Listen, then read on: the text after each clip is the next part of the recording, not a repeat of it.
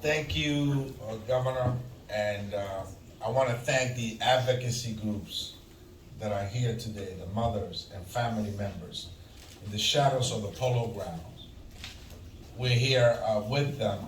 They are the ones that are in the trenches, and they are the ones that understand firsthand the gun violence epidemic, because it is in their household, it is in their living room, in their dining room, in their bedroom. That's right. Where they feel the pain, the absence of a loved one, that no one could understand unless they've been through it. And so they advocate day in and day out. And the one question that we ask ourselves is, where is Lee? That's right. Where is Lee? That's right.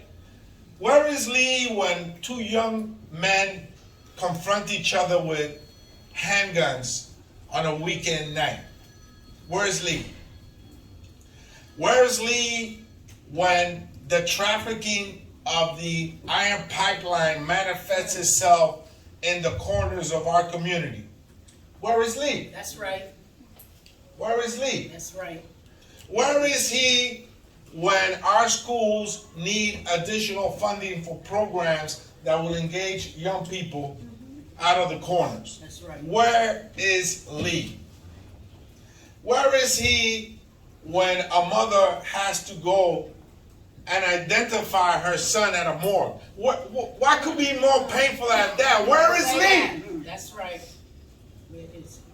And so he has not been here. And he doesn't understand this state and the pain that we're going through. And he doesn't understand the dynamic of this gun violence epidemic. He has consistently voted against gun control laws in Washington. There is one common denominator in these tragedies. One common denominator. That's a gun. A gun is the common denominator in all of these tragedies. And he has persistently and consistently voted against gun control laws. Some common sense stuff like a ban on assault weapon. No one here understands how is it that someone could walk around with an AK-47 in the street. No one here understands how is it that all these handguns show up in our corners on a daily basis with magazines with as many as 40 bullets in it. That's right. That's right. And he persistently and consistently votes against gun control laws. Ghost guns, that's my bill. Unfortunately, the weapon of the future, we want to nip it at the bud. We want to make sure it doesn't move forward. That's right. He votes against that.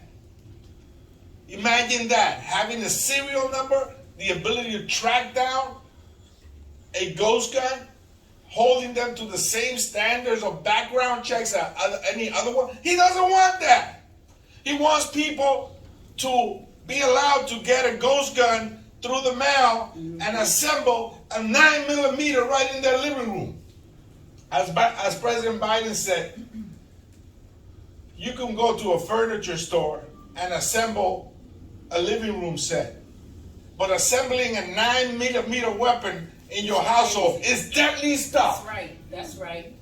And so he has not been here, and he doesn't understand this issue, and he's parachuting in now and wants to be someone that presents himself as an expert. Where is Lee? He has not been here, and he doesn't understand our neighborhood. That's why today, we stand with someone that knows this and has been here before. That's right. And will continue to be here with us in good times and in bad times. I want to introduce to you the next governor of the state of New York, Kathy Hochul.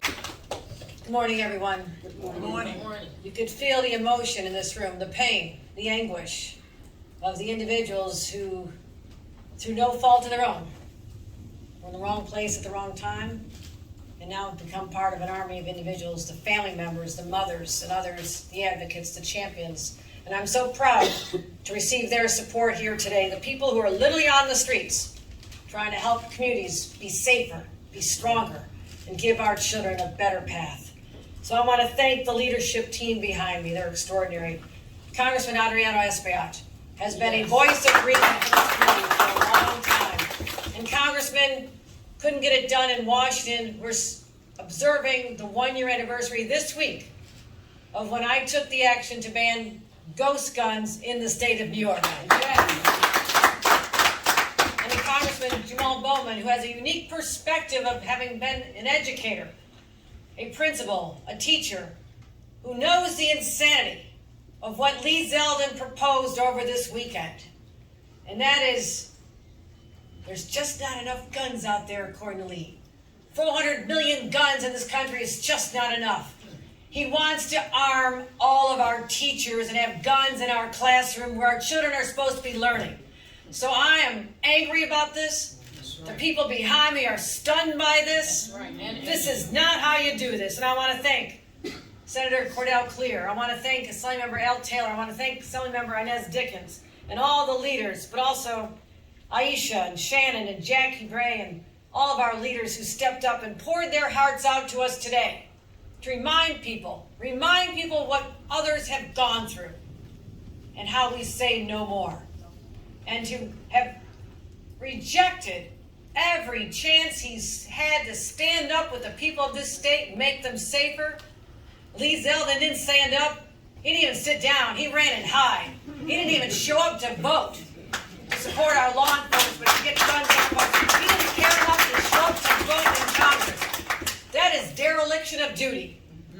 And don't come here today and tell us that you've got a tough-on-crime plan that's just soft and squishy on guns.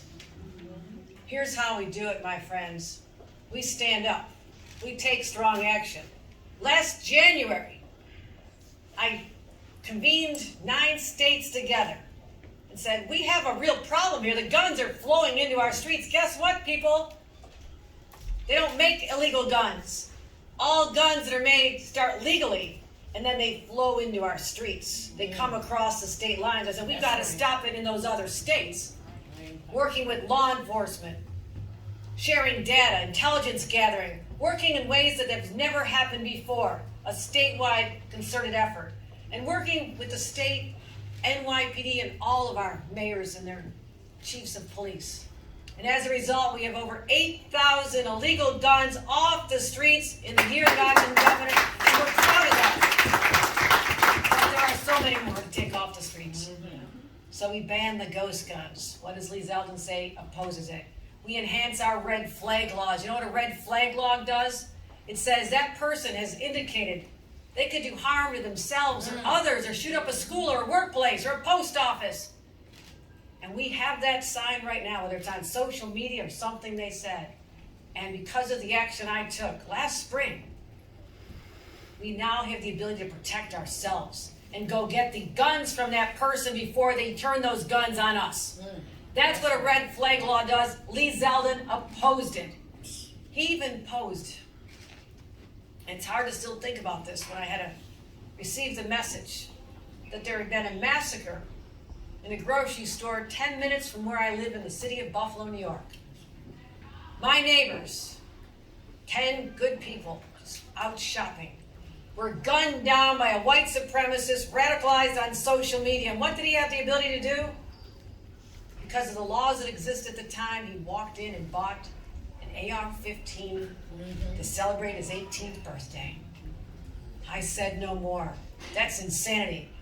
We banned that. No longer can you be under the age of 20 and be able to buy one of these weapons. In fact, they need to be banned outright. But Lee Zeldin opposed stopping teenagers from buying military-style assault weapons. He has tried to thwart everything we've done, even when the Supreme Court, last June, after 108 years of it working just fine here in the state of New York, took away this governor's right to protect her citizens when they overturned the concealed carry law. What does that mean? in Lee Zeldin's world, in the Trump-appointed Supreme Court's world, they want to arm everybody. Guns on our streets, in Times Square, in our parks, and in our subways, in our schools, in our churches, in our synagogues. And if that wasn't bad enough, and Lee Zeldin celebrated that. He celebrated that. When we try to step back and say, no, there's got to be places where people can be safe, sensitive areas. We're trying to protect people here. We were opposed every step of the way. And now, to head the greatest insult of all, to say that a place that our babies and children, preschoolers and teenagers, where they go to get away from it all, that sanctuary, that school setting where they should be safe, now they have to worry about their own teacher having a gun sitting out there loaded. Well, once you tell people you're going to do that, Lee Zeldin, guess who now knows they can walk into a school, get past the metal detectors, because they know there's a gun waiting for them that they can just take in a classroom. That is the definition of insanity. That's what you get with Lee Zeldin, and it has to stop now. That's right.